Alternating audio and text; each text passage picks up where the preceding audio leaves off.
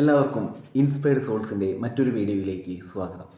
ഇന്നത്തെ വീഡിയോയിൽ നമ്മൾ ചർച്ച ചെയ്യാൻ ആഗ്രഹിക്കുന്ന വിഷയം എന്ന് പറയുന്നത് ഇൻഫീരിയോറിറ്റി കോംപ്ലക്സും ഇൻട്രോവേർഷനും അതോടൊപ്പം പാരനോയ തുടങ്ങിയ സബ്ജക്റ്റുകളാണ്.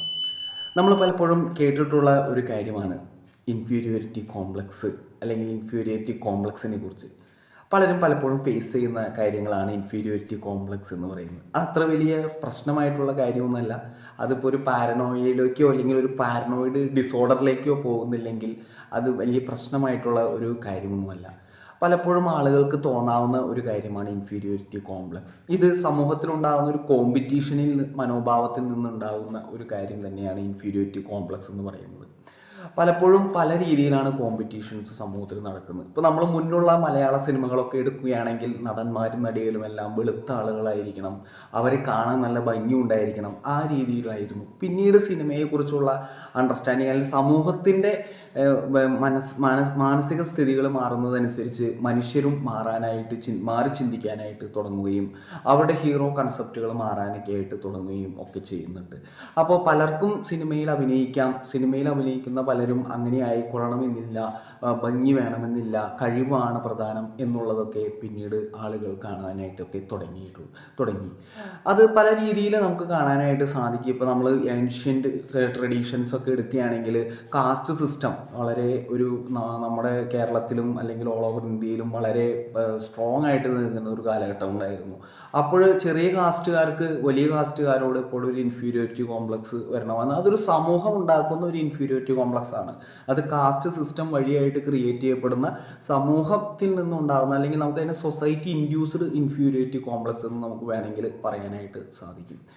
അല്ലാതെ തന്നെ ഇപ്പോൾ നമുക്ക് അങ്ങനെ ഒരു കാസ്റ്റ് സിസ്റ്റത്തിൻ്റെ ഒരു ഇമ്പോർട്ടൻസ് നമുക്ക് മെയിനായിട്ട് കേരളത്തിൽ അല്ലെങ്കിൽ നമ്മുടെ രാജ്യത്തോ ഒന്നും വരുന്നില്ല. അതിനെതിരെയായിട്ട് നിയമങ്ങൾ വരികയും മാത്രമല്ല അതിനിപ്പോൾ ആരും വലിയ കാര്യമായിട്ട് കാണുന്നില്ല.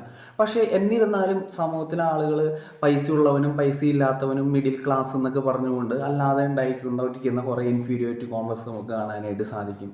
അല്ലെങ്കിൽ പഠിക്കാത്തവൻ അങ്ങനെ ആ രീതിയിലുള്ള ഒരു ഇൻഫീരിയോറിറ്റി കോംപ്ലക്സ് നമുക്ക് കാണാനായിട്ട് സാധിക്കും. അല്ലെങ്കിൽ എന്താ പറയുക, അതായത് ഇപ്പം ആണുങ്ങളാണെങ്കിൽ പെണ്ണുങ്ങളെ ആക്സെപ്റ്റ് ചെയ്യുന്ന ആളുകൾ അല്ലെങ്കിൽ ആക്സെപ്റ്റ് ചെയ്യാത്ത ആളുകൾ അങ്ങനെയുള്ളൊരു രീതിയിൽ കാണാനായിട്ട് സാധിക്കും.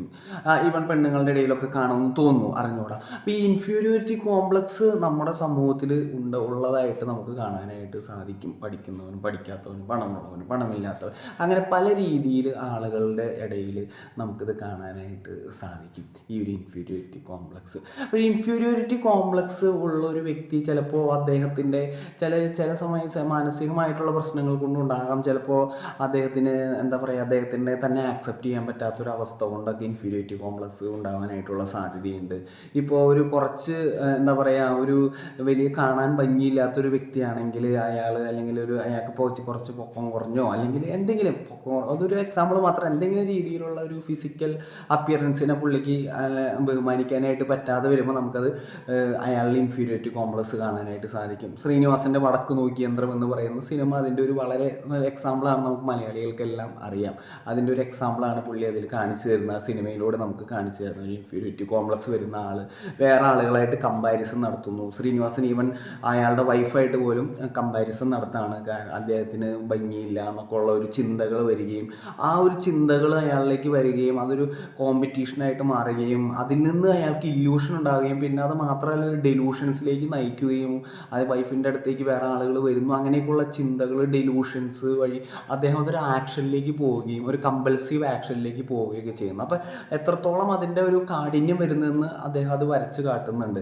പക്ഷേ ആ ഇൻഫീരിയോറിറ്റി കോംപ്ലക്സ് അത്ര വലിയൊരു ശതമാനത്തിലൊന്നും ആളുകൾക്ക് വരുന്നില്ല. അങ്ങനെ ഭയങ്കരമായിട്ട് വരുമ്പോഴാണ് അത് പാരനോയിലേക്കൊക്കെ പോകുന്നത്. അതൊരു പാരനോയിഡ് പേഴ്സണാലിറ്റി ഡിസോർഡർ അല്ലെങ്കിൽ പാരനോയിഡ് സ്കിസോഫ്രീനിയ വരെ ആകുന്നത്. പക്ഷേ അത് ആ ഒരു ഇതിലേക്ക് പോകാതെ തന്നെ ചെറിയ രീതിയിലുള്ള ഇൻഫീരിയോറിറ്റി കോംപ്ലക്സ് ആളുകളുടെ ഇടയിൽ നമുക്ക് കാണാനായിട്ട് സാധിക്കും. അത് ഈ സൊസൈറ്റി ഇൻഡ്യൂസ്ഡ് കാസ്റ്റ് സിസ്റ്റം പോലെയോ അല്ലെങ്കിൽ വലിയവൻ ചെറിയവൻ എന്നുള്ള പോലെ സൊസൈറ്റി ഇൻഡ്യൂസ്ഡ് ആയിരിക്കാം, അല്ലെങ്കിൽ നമ്മുടെ ഉള്ളിൽ നിന്ന് തന്നെ വരുന്ന ഒരു ഇൻഫീരിയോറിറ്റി കോംപ്ലക്സ് ആയിരിക്കാം. പക്ഷേ ഈ ഇൻഫീരിയോറിറ്റി കോംപ്ലക്സ് എങ്ങനെയാണ് ഒരു വ്യക്തിയെ ഇൻട്രോവേർഷനിലേക്ക് നയിക്കുക എന്നുള്ളതാണ് അതും ഇൻട്രോവേർഷനും തമ്മിൽ എന്തെങ്കിലും ബന്ധമുണ്ടോ എന്നാണ് നമ്മൾ ചർച്ച ചെയ്യാനായിട്ട് പോകുന്നത്. ഇപ്പോൾ ഇൻഫീരിയോറിറ്റി കോംപ്ലക്സ് വരുന്ന ആളുകൾക്ക് അതായിട്ട് അസോസിയേറ്റഡ് ആയിട്ട് വരാവുന്ന ഒരു കാര്യം കാര്യമായിരിക്കാം ഒരു സോഷ്യൽ ആൻസൈറ്റി എന്ന് പറയുന്നത്. അദ്ദേഹത്തിന് ഈ ഒരു ഇൻഫീരിയോറിറ്റി കോംപ്ലക്സ് ഉള്ളത് കൊണ്ട് തന്നെ വ്യക്തികളെ കാണാനായിട്ടോ സംസാരിക്കാനായിട്ടോ ഒക്കെ അദ്ദേഹത്തിന് എന്താ പറയുക ഒരു ബുദ്ധിമുട്ടുണ്ടാവാനായിട്ടുള്ള സാധ്യതയുണ്ട്. അപ്പോൾ അദ്ദേഹത്തെക്കാൾ വലുതവരാണെന്ന് തോന്നുന്ന ആളുകളുമായിട്ട് കോണ്ടാക്റ്റ് അദ്ദേഹം പരമാവധി ഒഴിവാക്കുകയും സ്വയം ഇരിക്കാനായിട്ട് ആഗ്രഹിക്കുകയും ചെയ്യുന്നു. ഇവിടെ സ്വയം ഇരിക്കുക എന്നുള്ളതാണ് ഇവിടെ ഇൻട്രോവേർഷൻ്റെ ഒരു ആസ്പെക്റ്റ് നമ്മൾ എടുക്കുന്നത്. ഇപ്പോൾ ഇൻട്രോവേർഷൻ എന്ന് പറയുന്നത് ഒരു പേഴ്സണാലിറ്റി ട്രൈറ്റ് ആണ്.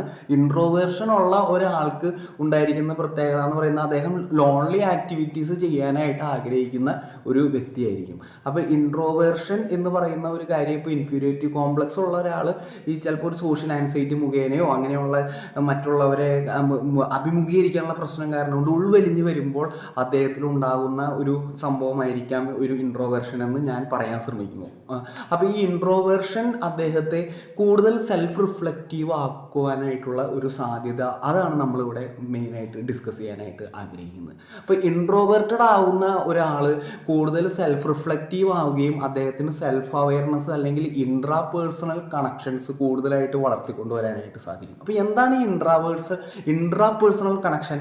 That is the relation with one self.